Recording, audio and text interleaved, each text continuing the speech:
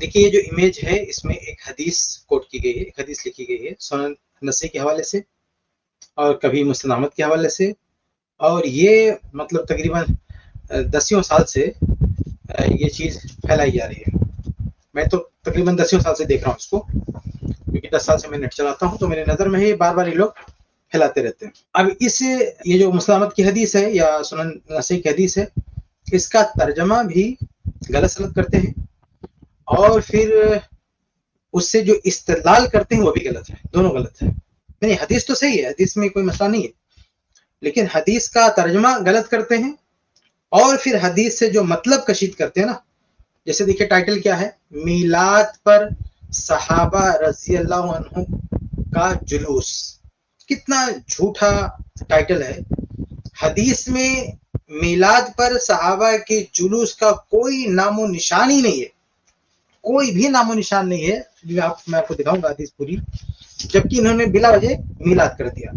اب آگے دیکھیے اس میں انہوں نے کیا کہا ہے، اس امیج میں دیکھیے کیا کہا ہے۔ ترجمہ بتاؤ۔ سب سے پہلے دیکھیے اس میں ہے کہ ترجمہ کرتے ہیں کہ حضرت معاویہ فرماتے ہیں کہ حضور نبی کریم صلی اللہ علیہ وسلم گھر سے باہر تشریف لائے اور صحابہ کرام رضی اللہ عنہ کے جلوس میں آئے۔ یہ صحابہ کے جلوس میں آئے، یہ روایت میں کہاں ہے؟ کہیں نہیں ہے۔ یہ سنن نسائی کی روایت ہے۔ اگر سنن نسائی کی روایت میں ہم جا کے دیکھتے ہیں تو وہاں ایسا کوئی بھی نام و نشان نہیں ہے کہ صحابہ کے جلوس میں آئے، ایسی کوئی بات ہے ہی نہیں سنن نسائی میں۔ سنن نسائی کے الفاظ کیا ہیں؟ اس میں ہے کہ ان رسول اللہ صلی اللہ علیہ وسلم خرج علی حلقۃ یعنی من اصحابہ، کہ اللہ کے نبی صلی اللہ علیہ وسلم اپنے صحابہ کے حلقے میں آئے، یعنی صحابہ کہیں پہ بیٹھے ہوئے تھے، اس حلقے میں اللہ کے نبی صلی اللہ علیہ وسلم آئے، صحابہ کرام کہیں بیٹھے ہوئے تھے وہاں پہ آئے۔ لیکن اس کا یہ ترجمہ کرنا کہ صحابہ کے جلوس میں آئے، تو جلوس ایک اصطلاح ہے نا ان کی، جلوس نکالنا، جلوس نکالنا، بھائی کہیں کسی 4 آدمی کا بیٹھنا، لغوی معنی میں بیٹھنے کا ذکر ہونا اور اصطلاحی معنی میں جلوس کا ذکر ہونا، دونوں میں زمین آسمان کا فرق ہے۔ تو ٹائٹل دیا صحابہ کا جلوس، تو جلوس ایک بدعتیوں کی اصطلاح ہے بھائی۔ اس اصطلاحی معنی میں حدیث میں جلوس کا نام و نشان ہی نہیں ہے۔ نبی صلی اللہ علیہ وسلم کے دور میں، صحابہ کے دور میں جلوس اس معنی میں استعمال ہی نہیں ہوا جس معنی میں آج یہ جلوس کا استعمال کرتے ہیں۔ تو حدیث میں قادہ کا لفظ ہے کہ بیٹھے، جلسہ بھی لفظ ہو تب بھی مسئلہ نہیں ہے، کیونکہ وہاں کچھ صحابہ کرام بیٹھے ہوئے ہیں، اس بیٹھک کو، ان صحابہ کرام کے بیٹھنے کو یہ ترجمہ کر رہے ہیں کہ میلاد کا جلوس ہے۔ وہ میلاد کا جلوس نہیں تھا، وہ جلوس وہ ہے ہی نہیں جو یہ تعبیر کر رہے ہیں۔ اب آگے دیکھیں، کہتے ہیں کہ دریافت فرمایا تم کس وجہ سے جلسہ کیے ہو۔ یہ کتنا جو ہے تکلف والا ترجمہ ہے۔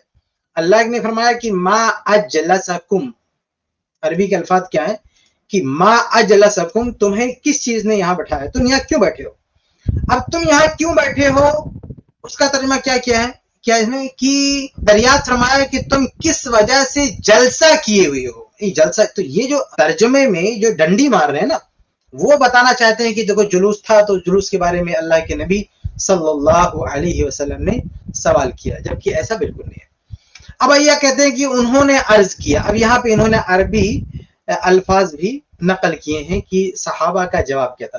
دیکھیں صحابہ کا جواب کیا ہے، کہتے ہیں جلسنا ندعو اللہ ونحمدہ علی ما ہدانا لدینہ ومننا علینا بکا۔ کہتے ہیں کہ جلسنا ندعو اللہ، ہم بیٹھے ہوئے ہیں اللہ تعالیٰ سے دعا کرنے کے لیے، اللہ تعالیٰ سے دعا کر رہے ہیں، نحمدہ، اللہ تعالیٰ کی تعریف کر رہے ہیں، علی، اس بات پر کہ ہدانا لدینہ، اللہ تعالیٰ نے اپنے دین کی طرف ہماری ہدایت کی، ومننا علینا بک، اور اللہ تعالیٰ نے ہم پر احسان کیا آپ کے ذریعہ۔ یہاں جو بک ہے نا، بک آپ کے ذریعہ، مننا علینا بک، یہی جو 2 لفظ ہے نا، یہی ان کے استدلال کی بنیاد ہے کہ صحابہ سے جب پوچھا کہ یہاں کیوں بیٹھے ہو، تو صحابہ نے کہا کہ ہم اللہ کا ذکر کر رہے ہیں، اللہ سے دعا کر رہے ہیں کہ اللہ تعالیٰ نے ہم پہ احسان کیا کہ ہمیں دین اسلام دیا، اور آپ کے ذریعے ہم پر اللہ تعالیٰ نے احسان کیا۔ تو تو کہتے ہیں دیکھو صحابہ کرام نے ذکر کیا کہ آپ کے ذریعے ہم پر احسان ہوا تو یہ میلاد کا جلوس ہو گیا، یہ صحابہ کرام نے میلاد بنایا۔ اب اس میں ایک دو بات آپ کو کیجیے۔ سب سے پہلی بات یہ کہ جو بک ہے نا، بک لفظ بک، کہ اللہ تعالیٰ نے آپ کے ذریعے ہم پر احسان کیا ہے، یہ روایت میں راوی کی غلطی ہے۔ اس روایت کے تمام طرق کو آپ اکٹھا کریں گے تو یہ روایت صرف سنن نسائی میں نہیں ہے، سنن ترمذی میں بھی ہے۔ تو سنن ترمذی میں آپ دیکھیں گے تو یہاں ہے منا علینا بھی ہے، کانی ہے، بھی ہے، بلکہ یہی روایت صحیح مسلم میں موجود ہے۔ میں اس کو شیئر کر کے میں دکھا دیتا ہوں صحیح مسلم میں، تاکہ بات بہت ہی واضح ہو جائے۔ صحیح مسلم میں دکھاتا ہوں، میں اسکرین شیئر کرتا ہوں، ایک منٹ۔ صحیح مسلم میں بھی یہ روایت موجود ہے۔ نمبر بتا دیں صحیح مسلم کا نمبر، صحیح مسلم میں 2701، صحیح مسلم 2701 جی جی ہاں، یہ اسکرین پہ آ سکتی ہے؟ آ سکتی ہے تو لے آئے جی۔ آپ نے شیئر کیا شیخ؟ ایک منٹ میں شیئر کر رہا ہوں۔ اچھا میں لے آؤں، میرے پاس کھل گیا۔ یہ دیکھیے آگے شاید آیا اسکرین آئی ہے؟ میں یہاں سے لے کے آ گیا sunna.com۔ اچھا ایک منٹ ہے، ہاں یہاں پہ یہ تھوڑا سا بڑا کیجیے۔ اس میں منا، اس میں کیا ہونا چاہیے، اس میں ہونا چاہیے منا بھی علینا، یہ الفاظ ہونے چاہیے۔ یہ الفاظ یہاں پہ دکھ رہے ہیں صحیح مسلم میں، اور نیچے اور نیچے نیچے نیچے اور نیچے ما اجلسنا، اور نیچے اور نیچے، ہاں بس دیکھیے اس میں صاف دکھ رہا ہے کہ نحمدہ علی ما ہدانا للاسلام ومنا به علینا، منا به علینا، یعنی صحابہ کا جواب یہ ہے کہ ہم اللہ کا شکر ادا کر رہے ہیں، اللہ کی تعریف کر رہے ہیں، کیونکہ اللہ نے اسلام کی طرف ہماری ہدایت کی اور اسلام کے ذریعے ہم پر احسان کیا، اسلام کے ذریعے ہم پر احسان کیا۔ یہ صحیح مسلم کی روایت ہے۔ دیکھیے جب روایتوں میں کسی لفظ میں اختلاف ہونا تو صحیحین کے جو الفاظ ہیں وہ ان کو ترجیح حاصل ہوگی۔ تو یہ ایک دو روایت میں راوی کی غلطی ہو گئی ہے، ایک دو روایت میں راوی نے اس کو بکا بنا دیا ہے، لیکن حقیقت میں وہ بہی ہے، جیسا کہ صحیح مسلم میں ہے، سنن ترمذی میں ہے، اور مصنف ابن ابی شیبہ میں ہے، اور بھی کئی کتابیں الشریعہ للاجری میں ہے۔ مطلب آپ کو 7-8 کتابیں کھول کر دیکھیں گے، سب جگہ یہی الفاظ ملیں گے جو صحیح مسلم میں ہے کہ مننا به علینا۔ تو بات کیا ہو رہی، صحابہ کرام نے کیا کہا کہ ہم بیٹھ کر کیا کر رہے ہیں، ہم بیٹھ کے اللہ کا شکر ادا کر رہے ہیں، اللہ کا شکر ادا کر رہے ہیں، اللہ کا ذکر کر رہے ہیں۔ یہ ذکر الہی کی بات ہو رہی ہے، اللہ کا ذکر ہو رہا ہے، اللہ سے دعا ہو رہی ہے، اللہ کی ثنا ہو رہی ہے۔ تو جب پوچھا اللہ کے رسول صلی اللہ علیہ وسلم نے کہ ہاں کیا کر رہے ہو، تو صحابہ نے جواب دیا ہم اللہ کا ذکر کر رہے ہیں، اللہ سے دعا کر رہے ہیں، کیونکہ اللہ نے اسلام کی طرف ہماری ہدایت کی ہے، ہمیں اسلام دیا ہے، اور اس دین کے ذریعے ہم پر اللہ نے احسان کیا۔ تو بھائی یہاں پہ اللہ کے نبی صلی اللہ علیہ وسلم کا دور دور تک کوئی تذکرہ ہی نہیں ہے، یعنی صحابہ جو بیٹھ کے ذکر کر رہے تھے وہ اللہ کا ذکر کر رہے تھے، اللہ کی ثنا کر رہے تھے، اللہ کی حمد کر رہے تھے۔ تو بکا جو سنن نسائی میں آ گیا ہے یا اور بھی کچھ کتابوں میں آ گیا ہے وہ راوی کی غلطی ہے۔ صحیح مسلم کے جو الفاظ ہیں وہ صحیح ہیں جو آپ کے سامنے دکھ رہے ہیں۔ اسی طرح یہی حدیث آپ جا کے مصنف ابن ابی شیبہ میں پڑھیں، وہاں بھی یہی الفاظ ملیں گے۔ یہی حدیث جا کے آپ سنن ترمذی میں پڑھیں، وہاں بھی یہی الفاظ ملیں گے۔ یہی حدیث آپ جا کے صحیح ابن حبان میں پڑھیں، وہاں بھی یہی الفاظ ملیں گے۔ یہ حدیث جا کے شریعہ للاجری میں پڑھیں، وہاں بھی یہی الفاظ آپ کو ملیں گے۔ یعنی بہت ساری کتب حدیث میں آپ کو یہی ملے گا جو صحیح مسلم۔ تو ایک تو صحیح مسلم میں الفاظ ہے، اور دوسرا کہ ایک قطار لگی ہوئی ہے کتب حدیث کی کہ سب جگہ یہی لکھا ہوا ہے مننا بھی علینا۔ اب اس ایک لفظ سے چپک کے اور اتنا بڑا استدلال کر دینا یہ بالکل درست نہیں ہے، ٹھیک ہے۔ تو خلاصہ یہ کہ اس پوری روایت میں صحابہ کرام جو بیٹھ کر ذکر کر رہے تھے، اگر ہم ایک جملے میں کہیں تو اللہ کا ذکر کر رہے تھے، اللہ کی تعریف کر رہے تھے، اللہ کی ثنا کر رہے تھے، اور یہ کہا کہ ہم اللہ کا ذکر کر رہے ہیں۔ تو اسی پر اللہ کے رسول صلی اللہ علیہ وسلم نے آگے جو روایت کے الفاظ ہیں وہ ان کی تعریف کی کہ اللہ تعالیٰ جو ہے فخر کرتا ہے۔ اچھا تھوڑی دیر کے لیے ہم مان لیتے، چلو ہم مان لیتے ہیں کہ حالانکہ دلائل کی روح سے راجے ثابت ہو گیا کہ وہی ہے کہ اس میں اللہ کے رسول صلی اللہ علیہ وسلم کا ذکر نہیں ہے، لیکن چلو تھوڑی دیر کے لیے مان لیتے ہیں ان کے الفاظ جو انہوں نے نقل کیے ہیں، جو سنن ترمذی کے جو الفاظ ہیں، چلو ہم اسی کو مان لیتے ہیں، سنن نسائی کے جو الفاظ ہیں اسی کو مان لیتے ہیں۔ ان لوگوں نے کیا جواب دیا، صحابہ کرام نے کیا جواب دیا؟ صحابہ کرام نے کہا کہ ہم یہاں بیٹھے بھی ہیں، اللہ سے دعا کر رہے ہیں، یعنی اللہ کا ذکر کر رہے ہیں کہ اللہ تعالیٰ نے ہمیں اسلام کی طرف ہدایت دی ہے اور آپ کے ذریعے ہم پر احسان کیا۔ تو آپ کے ذریعے، تو اس میں دیکھیے ذکر کس کا ہو رہا ہے، یعنی اللہ کی ثنا بیان کر رہے ہیں کہ اللہ تعالیٰ نے آپ کے ذریعے ہم پر احسان کیا۔ آپ کے ذریعے کیا مطلب ہے؟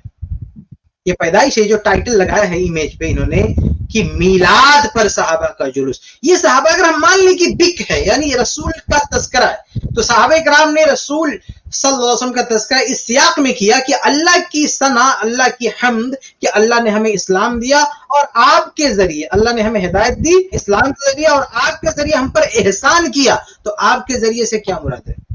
اللہ کے نبی صلی اللہ علیہ وسلم کی ولادت مراد ہے یا رسالت مراد ہے؟ حقیقت میں اللہ کے نبی صلی اللہ علیہ وسلم کی رسالت مراد ہے، آپ کی نبوت مراد ہے کہ آپ کو نبی بنا کے، آپ کو رسول بنا کے ہم پر اللہ تعالیٰ نے احسان کیا ہے، یعنی آپ کو رسول بنا کے ہمارے پاس بھیجا.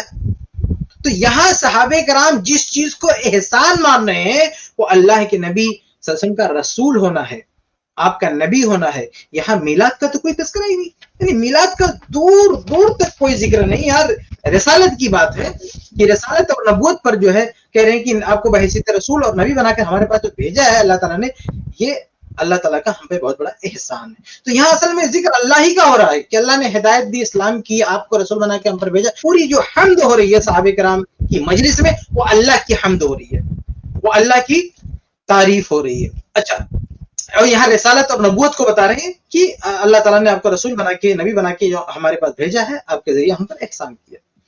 اچھا چلو مان لیتے ہیں کہ یہ ولادت ہی مراد. چلو یہ بھی مان لیتے ہیں کہ چلو یہ جو صحابہ کرام نے کہا کہ ہم پر احسان کیا اللہ تعالیٰ نے، تو اصل احسان تو یہ ہے نا کہ نبی بنا کے بھیجا، رسول بنا کے بھیجا. اصل پیدائش بھی بہت اہم چیز ہے، اللہ کے نبی صلی اللہ علیہ وسلم کی پیدائش بھی چیز ہے. ہم اس کو ایسا نہیں کہتے اس کی کوئی اہمیت نہیں، لیکن اصل اللہ کے نبی صلی اللہ علیہ وسلم کی شخصیت کو سب سے ممتاز کرنے والی جو چیز ہے نا وہ پیدائش نہیں، وہ آپ کا نبی ہونا ہے، وہ آپ کا رسول ہونا ہے. آپ صلی اللہ علیہ وسلم کی زندگی میں سب سے عظیم چیز، آپ صلی اللہ علیہ وسلم کی شخصیت سے جڑی ہوئی سب سے عظمت والی جو چیز ہے نا وہ رسالت ہے، وہ نبوت ہے، پیدائش نہیں ہے. پیدائش تو ابھی ہر انسان پیدا ہوتا ہے، لیکن ہر انسان رسول نہیں ہوتا ہے، ہر انسان نبی نہیں ہوتا ہے. تو اللہ کے رسول صلی اللہ علیہ وسلم کی رسالت اور نبوت یہ احسان ہے نہ صرف صحابہ کرام پر بلکہ پوری انسانیت پر، پوری دنیا پر. چلو مان لیتے ہیں کہ اس میں پیدائش بھی ہم شامل کر لیتے ہیں کہ اللہ کے نبی صلی اللہ علیہ وسلم کو پیدا کیا اور رسول بنایا. تو یہ جو بیٹھک ہے صحابہ کرام کی جو بیٹھے ہوئے تھے، آپ بتائیں کیا یہ آپ صلی اللہ علیہ وسلم کی پیدائش کے دن بیٹھے ہوئے تھے؟ کیا یہ یوم پیدائش منا رہے تھے؟ کیا 12 ربیع الاول کا دن تھا؟ یہ اس روایت میں تو یہ نہیں کہ 12 ربیع الاول کا دن یا کوئی تاریخ تھی، آپ صلی اللہ علیہ وسلم کی یوم ولادت پر بیٹھ کے ذکر کر رہے تھے. استغفر. روایت میں دور دور تک اس کا نام و نشان نہیں ہے کہ صحابہ بیٹھ کے جلسہ کر کے اور اللہ کے نبی صلی اللہ علیہ وسلم کی پیدائش کا ذکر کر رہے ہیں. اور روایت میں اوپر سے نیچے تک کہیں دور دور تک اس کا تذکرہ نہیں، لیکن کتنی زبردستی سے اس کو جو ہے. تو آپ صلی اللہ علیہ وسلم کی تاریخ میلاد کا ذکر نہیں، حتیٰ کہ یوم میلاد کا بھی ذکر نہیں ہے. نہ تاریخ میلاد کا ذکر ہے، نہ یوم میلاد کا ذکر ہے. سرے سے کسی بھی چیز کا یہاں پہ کوئی ذکر نہیں ہے. اچھا چلو یہ بھی مان لیتے ہیں نا کہ اگر سپوز ہوتا بھی، یعنی تاریخ میلاد کا ذکر بھی ہوتا، تو تاریخ میلاد کا موقع بھی ہوتا، تو یہ صحابہ کرام رضی اللہ عنہ کا جو یہ تذکرہ ہے، جو یہ بات ہے، اصل میں یہ اصل میں اللہ تعالیٰ کی حمد کر رہے ہیں. کیا یہ جس انداز سے انہوں نے گڑھی ہے، عید میلاد گڑھی ہے، ایک ڈیٹ اس کے لیے طے کر رکھی ہے، حالانکہ اس کا بھی کوئی ثبوت نہیں، چلو ثبوت ہو بھی تب بھی یہ اجازت نہیں مل جاتی ہے کہ ایک آدمی، ایک انسان، ایک امتی کسی بھی تاریخ کو اللہ کے نبی صلی اللہ علیہ وسلم کی نسبت سے اس کو منا لے. اب اس سے پہلے بھی شیخ سرفراز نے ذکر کیا ہے کہ اللہ تعالیٰ کی نعمت ہونے کا یہ مطلب نہیں کہ آپ اس نعمت کے حوالے سے جشن منا لیں. دیکھیں کتنے انبیاء علیہ السلام کو فتح ملی ہے دشمنوں پہ، کتنے انبیاء علیہ السلام کو کامیابی ملی ہے، خود ہمارے رسول صلی اللہ علیہ وسلم کو کامیابی ملی ہے. اب دیکھیں موسیٰ اللہ کے نبی صلی اللہ علیہ وسلم جب آئے مدینہ تو دیکھا کہ یہودی لوگ روزہ رکھتے ہیں عاشورہ کا، تو پوچھا گیا تو بتایا لوگوں نے کہ موسیٰ علیہ السلام کو فرعون پر فتح نصیب ہوئی، اس حوالے سے روزہ رکھتے ہیں. تو اللہ کے نبی صلی اللہ علیہ وسلم نے کہا کہ ہم زیادہ حق رکھتے ہیں. اب دیکھیے اس کو ایک حیثیت دے دی گئی اس نسبت سے کہ اس دن روزہ رکھنا ہے، اور روزہ رکھنا پہلے فرض تھا، آج بھی مستحب ہے. یعنی عاشورہ کا روزہ آج بھی ہمارے لیے مشروع ہے. تقریباً 5-6 صحابہ کرام نے اس کو روایت کیا، اور بھی صحابہ کرام نے اس کو روایت کیا. مناسبت کیا بتائے گی یہاں پہ کہ موسیٰ علیہ السلام کو فتح ہوئی ہے، حالانکہ اللہ کے نبی صلی اللہ علیہ وسلم کو بھی فتح نصیب ہوئی، فتح مکہ.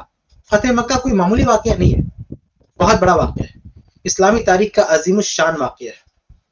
لیکن کیا فتح مکہ بولے اتنی بڑی نعمت ملی تو کیا اس کو ہم اس دن روزہ رکھنا شروع کر دیں گے؟ اس دن کوئی چیز منانا شروع کر دیں گے؟ نہیں. تو یہ کسی دن کو اپنی طرف سے کہ اس کو جشن کے طور پہ متعین کر دینا، عید کے طور پہ متعین کر دینا، یہ ہرگز درست نہیں ہے. اس روایت میں آپ اوپر سے نیچے تک دیکھ ڈالیے، کہیں بھی جشن یا عید والی کیفیت نہیں ہے، نہ جشن ہے نہ عید ہے، اور نہ ایسا صحابہ کرام کا کوئی معمول تھا. اس طرح کی جو بیٹھک ہے نا، یہ صحابہ کرام کی بیٹھک، یہ علمی بیٹھک ہے. علم ہے، اللہ تعالیٰ کا ذکر کر رہے ہیں، عبادت کر رہے ہیں اللہ تعالیٰ کا، اور اللہ کے نبی صلی اللہ علیہ وسلم موجود ہیں، اور اللہ کے نبی صلی اللہ علیہ وسلم کی رسالت اور نبوت کا ذکر ہو رہا ہے کہ اللہ تعالیٰ کا احسان مان رہے ہیں، اللہ تعالیٰ کی حمد کر رہے ہیں. تو بہرحال یہ روایت کا خلاصہ ہے جو میں نے آپ کے سامنے رکھا. یہ سنن نسائی کی روایت ہے جو میں نے آپ کے سامنے رکھا، اور یہی روایت اصل میں صحیح مسلم میں بھی ہے، لیکن یہ لوگ صحیح مسلم سے نہیں پیش کرتے ہیں. کیوں نہیں پیش کرتے؟ کیونکہ ان کا مطلب ثابت نہیں ہوتا. آپ دیکھیں کہ اصول کیا ہے، روایتوں کے حوالہ دینے کا اصول کیا ہے کہ کوئی روایت اگر بخاری میں ہے، مسلم میں ہے، تو سب سے پہلے وہاں سے حوالہ دیا جاتا ہے. ہاں، اگر کوئی چیز اضافہ ہے، یعنی اس میں نہیں ہے، کہیں اور ہے، تو ظاہر سی بات ہے باقی کتابوں کا بھی حوالہ دیا جاتا ہے. لیکن اگر کوئی چیز صحیح بخاری میں ہے یا صحیح مسلم میں ہے اور دوسری کتب میں بھی وہی الفاظ ہیں، تھوڑا سا کچھ چینج ہو رہا ہے، تو ظاہر سی بات ہے کہ بخاری کے جو الفاظ ہیں اسے اہمیت دی جائے گی، مسلم کے جو الفاظ ہیں اسے اہمیت دی جائے گی. لیکن یہ لوگ صحیح بخاری سے صحیح مسلم کے حوالے سے اس کو نہیں پیش کریں گے، اس کو جا کے سنن نسائی مسند احمد کے حوالے سے پیش کریں گے. حالانکہ مسند احمد کے بارے میں بتاتے ہوئے بات ختم کرتا ہوں، مسند احمد کے نسخوں میں بھی اختلاف ہے. مسند احمد کے ایک نسخے میں بھی کہا ہے اور باقی نسخوں میں بھی ہی ہے، جیسا کہ حاشیے میں لکھا ہوا ہے، لیکن بلا وجہ وہاں کا حوالہ لوگ بتائیں گے. تو خلاصہ یہ کہ یہ سنن نسائی کی ایک روایت تھی جسے پیش کر کے یہ ثابت کرنے کی کوشش کی جاتی کہ دیکھو صحابہ نے بھی منایا. اب اچھا ایک لائن میں اور بول دوں لاسٹ میں، جو میں نے پچھلی اسٹریم میں بھی بولا تھا کہ ان لوگوں کی باتوں میں تضاد ہوتا ہے. ارے بھائی، جب تم یہ مان لو کہ صحابہ نے منایا ہے عید میلاد اور اللہ کے نبی نے آ کے باقاعدہ اس کو اپروو کر دیا کھڑے ہو کے، اتنی بڑی اگر دلیل تمہارے پاس ہے تو بھائی بدعت حسنہ کیوں کہتے ہو؟ کیوں بدعت حسنہ کہتے ہو؟ ادھر ادھر سے دلیل لاتے ہو کہ نہیں امام بخاری نے وہ نماز پڑھ لی، وہاں سے دلیل لے لیا، فلاں سے دلیل لیا، یہاں سے دلیل لی. کیوں؟ اگر اتنی بڑی واضح دلیل تمہارے پاس ہے تو ہمت کیوں نہیں؟ ابھی دیکھیں پچھلی اسٹریم میں پوچھا جا رہا تھا کہ اس بندے سے کہ لاؤ دلیل لاؤ دلیل لاؤ، وہاں یہ ہمت نہیں ہوتی ان کو روایت پڑھنے کی. ہاں، یہ ادھر جا کے پبلک کو بیوقوف بنائیں گے، لیکن یہاں اس روایت کو پیش کر کے اتنی جرت نہیں ہے کہ اسے عید میلاد کا استدلال وہ کر سکیں. تو تضاد بیانی کے شکار ہے. کبھی کہیں گے کہ وہ مستحب ہے، اچھا سمجھ کے ہم کر رہے ہیں، یعنی بدعت حسنہ بولیں گے، اور پھر یہاں پہ جو ہے حدیث سے ثابت کرنے کی کوشش کریں گے. یہ تضاد ہے. پہلے یہ طے کر لو بھیا، یہ جو عید میلاد مناتے ہو یہ حدیث سے ثابت ہے یا بدعت حسنہ ہے، تاکہ اسی حساب سے بات کی جائے نا. آپ سے پتہ ہی نہیں چلتا ان لوگوں کی باتیں سن کے کہ وہ لوگ بدعت مانتے ہیں یا حدیث سے مانتے ہیں. کبھی تو قرآن سے ثابت کرنے لگتے ہیں، کبھی حدیث سے ثابت کرنے لگتے ہیں، اور کبھی بدعت حسنہ بولنے لگتے ہیں. پتہ نہیں ان کی دلیل کیا ہے. اور یہ دوسروں کو کہتے ہیں کہ اگر اماموں کو چھوڑ دیا تو ایسے بھٹکتے رہو گے. خود دیکھیے، اگر اپنے اماموں کو جن کی تقلید کرتے ہیں انہی کا سہارا لیا ہوتا تو یہ نوبت نہیں آتی. اس مسئلے میں یہ نہیں دیکھتے ہیں کبھی قرآن، کبھی حدیث، کبھی بدعت حسنہ، کبھی فلاں، کبھی دھماکہ، لیکن کبھی توفیق نصیب نہیں ہوتی کہ آپ دیکھ لیں کہ ہمارے امام نے کیا کہا ہے، امام ابو حنیفہ رحمہ اللہ نے کیا کہا ہے، امام ابو حنیفہ رحمہ اللہ نے اس حوالے سے کیا کہا. تو انہوں نے تو عید میلاد النبی منائی ہے، نہ ایسی کوئی تعلیم دی. تو یہ چند باتیں تھی اس حدیث کے حوالے سے. اللہ تعالیٰ سے دعا ہے کہ اللہ تعالیٰ ہم سب کو توفیق دے، ہر طرح کی گمراہیوں سے، بدعت و خرافات سے بچائے. جزاک اللہ خیر شیخ. چلیں ابھی ہم تھرڈ کمنٹ لے رہے ہیں شیخ شعبان کا، اور میں دیکھ رہا ہوں کہ کمنٹس میں بہت گرما گرمی چل رہی ہے. ارے بھائی، آپ لوگوں کو پورا موقع دیا جائے گا انشاءاللہ ایک اچھے فارمیٹ کے ساتھ. آج ہم لمبے ڈسکشن کی جگہ کوئک سوال کوئک جواب انشاءاللہ ہم لوگ وہ دیکھیں گے. تو اپنے سوالوں کو یہاں آ کے پوچھیے، تھوڑا سا جذبہ وہاں کے لیے بھی باقی رکھیے، اور کمنٹ میں پورا جذبہ ختم ہو جائے گا تو کیسے چلے گا. چلیے ہم تیسری ویڈیو لے رہے ہیں شیخ شعبان کی، پھر چوتھی ویڈیو کی جو میں جواب دوں گا، اور پھر ڈسکشن اوپن سٹارٹ ہوگا. شیخ شعبان جو ویڈیو کا آپ جواب دینے والے ریڈی ہیں؟ یاد کرو. ویڈیو سے پہلے 1-2 منٹ ایک سفراج بھائی نے گفتگو کی تھی، اس میں بھی ایک چیز تھا واضح کرنے کی، کیونکہ وہ بول رہے تھے تو میں نے درمیان میں وہ چیز رکھی نہیں. میں یہ جو بات یہ کثرت سے لوگ پیش کرتے ہیں کہ رسول گرامی صلی اللہ علیہ وسلم کی آمد سے بڑی نعمت کیا ہے، بالکل نہیں ہے. رسول گرامی کی پیدائش سے بڑی نعمت کیا ہے، آپ کی رسالت سے بڑی نعمت کیا ہے، بالکل نہیں ہے. تو کہا جب نعمت سب سے بڑی ہے تو قرآن نے کہا ہے کہ اما بنعمت ربک فحدث، آپ اپنے رب کی نعمت کو بیان فرمائیے. تو پھر رب کی نعمت ہے رسول اللہ کی پیدائش اور رسالت، تو پھر بیان کیجیے.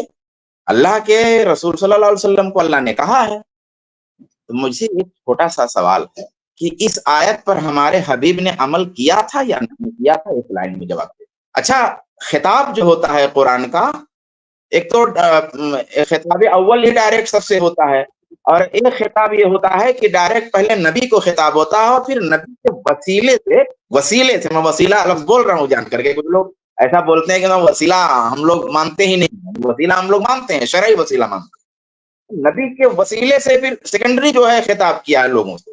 تو یہ جو آیت ہے نا بنعمت ربک فحدث، یہ ڈائریکٹ پہلے رسول کو خطاب کہ اے نبی اپنے رب کی نعمت کو بیان کیجئے، پہلے سب سے پہلے آپ کو، پھر امت بھی. تو اب میرا سوال ہے کہ حبیب پاک صلی اللہ علیہ وسلم نے اس آیت کے مطابق عمل کیا تھا یا نہیں کیا تھا؟ اگر کہتے ہیں نہیں کیا تھا تو کافر ہوئے، اور اگر کہتے ہیں کیا تھا تو بھیا کیا کیا تھا وہی بتا دو. اس آیت پر رسول پاک نے جو عمل کیا تھا وہ کیا عمل کیا تھا وہی بتا دو. ہمارا تمہارا جھگڑا ہمیشہ کے لیے ختم ہو جائے گا کہ رب کی نعمت کا بیان حبیب پاک نے کس طرح کیا. ہم جانتے ہیں کس طرح کیا اللہ کے رسول صلی اللہ علیہ وسلم نے، بس آپ بھی بتا دو. اتنا سوال. دوسری بات یہ ہے کہ یہ ہم لوگ جو کہتے ہیں نا میلاد یا اس طرح کی جو بھی چیز ہے کہ نہیں درست ہے، نہیں درست ہے، اور ہمارے بھائی لوگ کہتے ہیں کہ یار ایک اچھی چیز ہے، اس میں آخر کیا حرج ہے.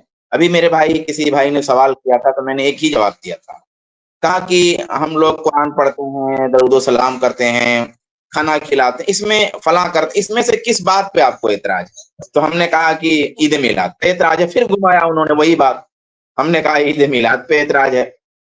میرے بھائی یہ جو بات آپ کہتے ہیں یہ کوئی چھوٹی بات نہیں ہے. ہم لوگ اس کا رد کیوں کرتے ہیں، بلکہ ہم لوگ اتنی اسٹریم کیوں کر رہے ہیں، کیوں اتنی لمبی ہوئی اسٹریم؟ ایک بہت خطرناک بات اصل میں اس کے پیچھے ہے. وہ کیا ہے؟ یہ امام شاطبی نے بھی لکھا اس بات کو. امام شاطبی نے باقاعدہ، اچھا امام شاطبی یعنی کہ فقہ اور اصول فقہ کے ماہر عالم مانے جاتے ہیں اور سارے لوگ ان کو تسلیم کرتے ہیں. تو امام شاطبی نے یہ بات لکھی ہے کہ جب بندہ یہ بات کہتا ہے نا تو اصل میں وہ اپنے آپ کو اللہ کے برابر کر لے رہا ہے. اپنے آپ کو اللہ کے برابر کر لے. اللہ کے برابر کیسے کر لے رہا ہے؟ کیونکہ قانون ساز کون ہے؟ اللہ ہے. شارع کون ہے؟ اللہ ہے. یعنی دین کا جو قانون ہے وہ اللہ نے دیا ہے اور ایک ٹوٹلی غیب ہے. اللہ کے رسول کو دیا اللہ نے وحی کی روشنی میں، اور اللہ کے رسول نے ہم کو دے دیا شریعت مانے قانون ہوتا ہے. تو قانون ساز اصل میں، شارع اصل میں اللہ ہے. ہم کتنی بھی اچھی چیز لے کے آئیں اپنے گمان میں، ایک دم نارمل سے نارمل سطح اگر کریں اس کی تو خطرناک اتنی ہے بات وہ کہ گویا ہم نے اللہ کے مقابلے میں اپنے کو قانون ساز بنا لیا. یعنی اللہ کی مرضی کا پتہ اللہ بتائے گا نا، اس کی ناپسندیدگی کا پتہ بھی وہی بتائے گا. لیکن ہم نے یہ بات طے کیا، ہم نے اپنے لیے اتھارٹی رکھ لی کہ گویا یہ بھی اللہ کی مرضی کا کام ہے. یار یہ تو دنیا میں ایک معمولی پرنسپل نہیں برداشت کرے گا. ایک پرنسپل ہو، اس کا اسکول ہو، اس کا کوئی ٹیچر، کوئی ڈونر تلاش کر لے اور کوئی ایک ٹیچر لے کے آئے اور پرسنالٹی ڈیولپمنٹ یا کسی اور نام پہ کلاس کے باہر 1 گھنٹے کی کلاس لگوائے اور وہ سالہ سال چلائے اور بچوں کو فائدہ بھی ہو، سب کچھ اچھا ہو، مگر وہ پرنسپل نہیں برداشت کرے گا. کیوں نہیں برداشت کرے گا؟ کیا یہ کام برا ہے؟ لڑکے بھی تیار ہوں، استاد بھی تیار ہو، پیسہ بھی نہیں خرچ ہونا، کچھ نہیں ہو رہا ہے، پرنسپل کو کوئی نظام میں خلل بھی نہیں ہو رہا، کچھ نہیں ہو رہا ہے، لیکن کیا پرنسپل کی اجازت کے بغیر کوئی اپنا قانون اچھے سے اچھا قانون ہو کسی کا چلا سکتا ہے بغیر اپروول لیے؟ یہ تو ہم کیا کر رہے ہیں، ہم کر رہے ہیں اصل میں کہ گویا اپنا ایک قانون لا رہے ہیں. ابھی جو مثال آپ دیتے ہیں کہ ہم قرآن کی تلاوت کرتے ہیں، درود و سلام کرتے ہیں وغیرہ وغیرہ، میرے بھائی شریعت میں یار خود ہی اتنی چیزیں موجود ہیں کہ ہم وہ انجام نہیں دے پاتے. فرض نمازیں ہیں، پھر سنت ہیں، پھر نوافل ہیں، پھر تہجد ہے، اشراق ہے، چاشت ہے، صبح شام کے اذکار ہیں، سونے کی دعائیں ہیں، اٹھنے کی دعائیں ہیں، جاگنے کی دعائیں ہیں، گھر میں داخل ہونے کی دعائیں، نکلنے کی دعائیں وغیرہ، روزے ہیں، سنت نفل کے اور فرض ہیں. اتنے سارے ہیں کہ اگر ہم عمل کریں پورا تو ہم عمل ہی نہیں کر پائیں گے. شریعت اتنی مکمل ہے. اب آپ جو مثال دیتے ہیں, آپ بتائیے بدر کی مناسبت سے, بیعت رضوان کی مناسبت سے, یا جس دن اللہ نے 10 صحابہ کو جنت کی بشارت سنائی اس کی مناسبت سے, یا کسی اور مناسبت سے ہم ایک نماز ایجاد کر لیں یا ایک کوئی رسم ایجاد کر لیں اور اس میں ہم کہہ دیں کہ 5 بار تلاوت قرآن کرنا ہے, 10 بار درود پڑھنا ہے, اتنے لوگوں کو کھانا کھلانا ہے, فلاں دن جمع ہو کے ایسا کرنا ہے, اور ہر سال یہ منانا ہے, ہر سال عید بدر منانا ہے, ہر سال عید رضوان منانا ہے, عید بیعت رضوان منانا ہے یا فلاں منانا ہے, کیا یہ درست ہے؟ صرف اس وجہ سے کہ اس میں سب اچھی چیزیں ہیں. تو یہ 3 مختصر کمنٹ تھے میرے, میں نے اس کو بہت شارٹ میں کیا ہے. زید بھائی ویڈیو جو ہے انشاءاللہ آپ لائیے. اس کلپ کی فل ویڈیو دیکھنے کے لیے ہمارے چینل پر ضرور آئیں. آئی پلس ٹی وی نے ایک نیا یوٹیوب چینل شروع کیا ہے جس کا نام ہے آئی پلس ٹی وی اختلاف کا حل. اس چینل پر صرف اختلافی مسائل پر ویڈیوز آئے گی, لیکن دلائل کے ساتھ اور بھائی چارگی کے ساتھ. آپ کو میں دعوت دیتا ہوں کہ آپ بھی ہمارے اس چینل کو سبسکرائب کریں, ہماری ویڈیوز کو شیئر کریں اور نوٹیفیکیشن آئیکن کو آل سلیکٹ کریں تاکہ آپ کو ہماری ویڈیوز کا نوٹیفیکیشن مل سکے. جزاک اللہ خیر, والسلام علیکم ورحمۃ اللہ.